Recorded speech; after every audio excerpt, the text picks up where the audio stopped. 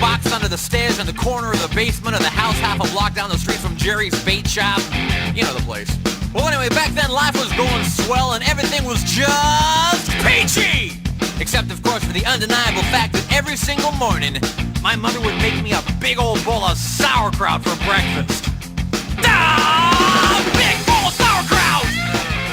Every single morning! It was driving me crazy! I said to my mom, I said, "Hey, Mom, what's up with all the sauerkraut?" And my dear sweet mother, she just looked at me like a cow looks at an oncoming train. And she leaned right down next to me. And she said, "It's good for you!" And then she tied me to the wall and stuck a funnel in my mouth and force-fed me nothing but sauerkraut until I was 26 and a half years old.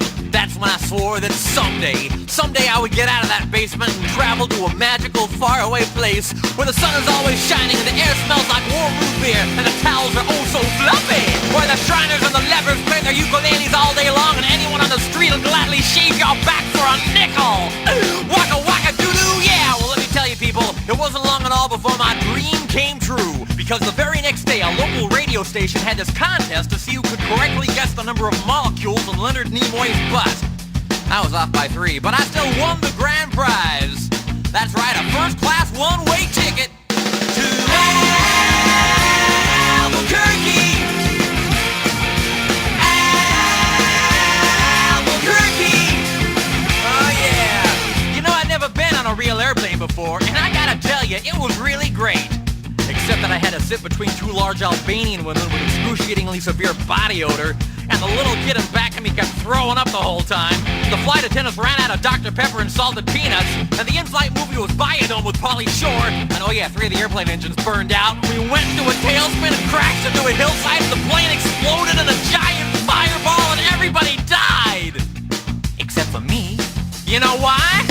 'Cause I had my tray table up, and my feet back in the full upright position. Have my tray table up, and my feet back in the full upright position. Have my tray table up, and my feet back in the full upright position.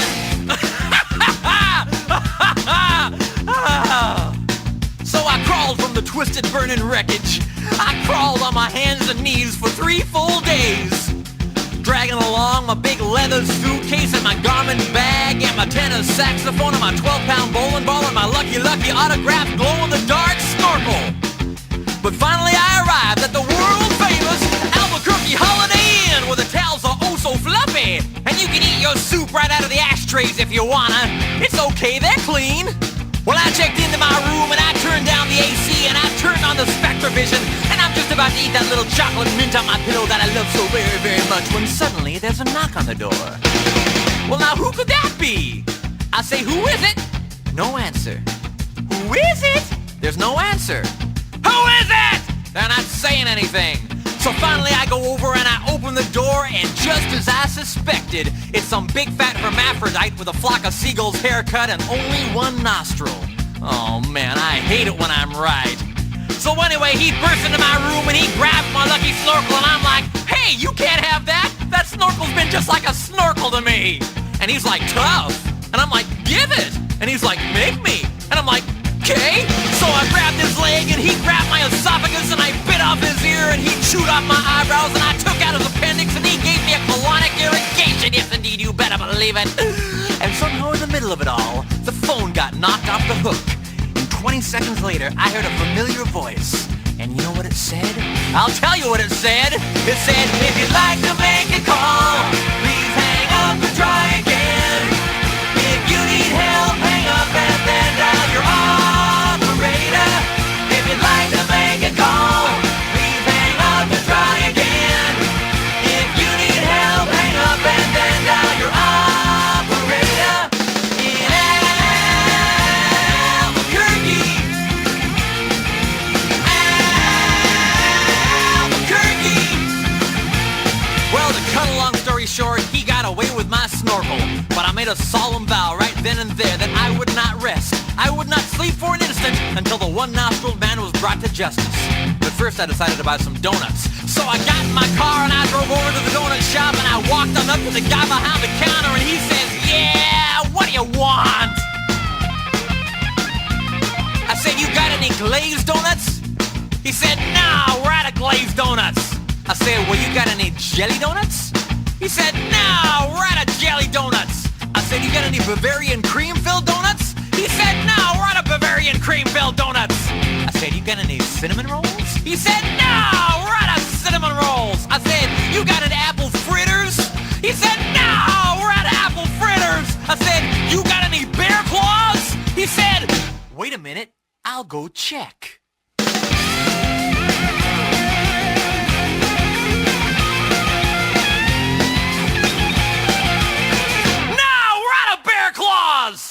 I said, well, in that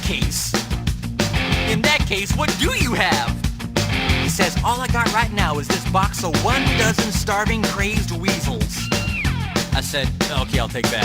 So he hands me the box, and I open up the lid, and the weasels jump out, and they immediately latch onto my face and start biting me all over. Oh, man, they were just going nuts. They were tearing me apart. You know, I think it was just about that time that a little ditty started going through my head. I believe it went a little something like this. Oh, get him off me! Get him off me! Oh, get him off! Get him off! Oh, get him off! Get him off me! I ran out into the street with these flesh-eating weasels all over my face, waving my arms all around and just running like a constipated wiener dog. And as luck would have it, that's exactly when I ran into the girl of my dreams. Her name was Zelda. She was a calligraphy enthusiast with a slight overbite and hair the color of strained peaches. I'll never forget the very first thing she said to me. She said, hey, you got weasels on your face. That's when I knew it was true love. We were inseparable after that. Oh, we ate together, we bathed together, we even shared the same piece of mint-flavored dental floss. The world was our burrito. So we got married and we bought us a house and had 2 beautiful children, Nathaniel and Superfly. Oh, we were so very, very, very happy. Oh, yeah.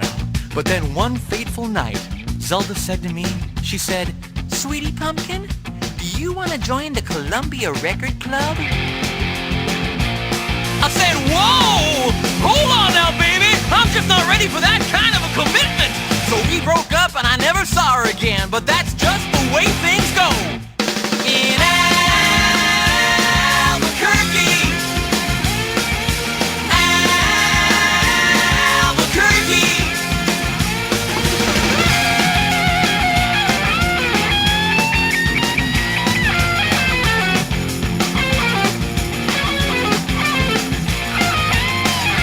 Things really started looking up for me because about a week later, I finally achieved my lifelong dream. That's right, I got me a part-time job at the Sizzler. I even made Employee of the Month after I put out that grease fire with my face. Oh yeah, everybody was pretty jealous of me after that. I was getting a lot of attitude. Okay, like one time, I was out in the parking lot trying to remove my excess earwax with a golf pencil when I see this guy Marty trying to carry a big old sofa up the stairs all by himself. So I say to him, I say, hey, you want me to help you with that? And Marty, he just rolls his eyes and goes, no, I want you to cut off my arms and legs with a chainsaw. So I did. And then he gets all indignant on me. He's like, hey man, I was just being sarcastic. Well, that's just great. How was I supposed to know that? I'm not a mind reader for crying out loud. Besides, now he's got a really cute nickname, Torso Boy. So what's he complaining about? Say, that reminds me of another amusing anecdote. This guy comes up to me on the street and he tells me he hasn't had a bite in 3 days. Well, I knew what he meant, but just to be funny, I took a big bite out of his jugular vein. And he's yelling and screaming and bleeding all over, and I'm like, hey, come on, don't you get it? But he just keeps rolling around on the sidewalk, bleeding and screaming, ah! Ah! Ah! You know, completely missing the irony of the whole situation. Man, some people just can't take a joke, you know? Anyway, where was I? Kind of lost my train of thought.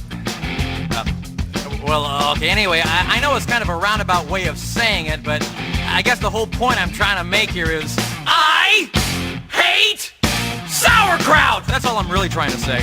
And by the way, if one day you happen to wake up and find yourself in an existential quandary, full of loathing and self-doubt and racked with the pain and isolation of your pitiful, meaningless existence, at least you can take a small bit of comfort in knowing that somewhere out there in this crazy old mixed-up universe of ours, there's still a little place called